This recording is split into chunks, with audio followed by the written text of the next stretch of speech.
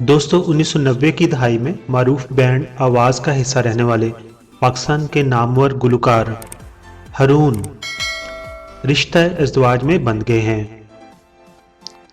गुलकार हारून की अभी उम्र 47 साल है और जिनसे उन्होंने शादी की है उनका नाम फरवा है।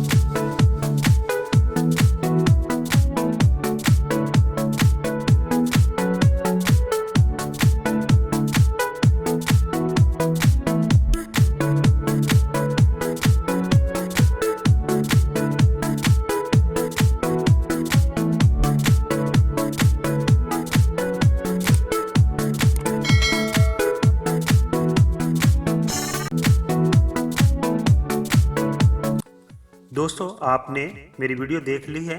अगर आपको ये वीडियो अच्छी लगी है तो मेरे चैनल को आप प्लीज़ सब्सक्राइब कर दें, क्योंकि YouTube की नई पॉलिसी के तहत मुझे 1000 सब्सक्राइबर की ज़रूरत है। आप तमाम दोस्तों का बहुत बहुत शुक्रिया।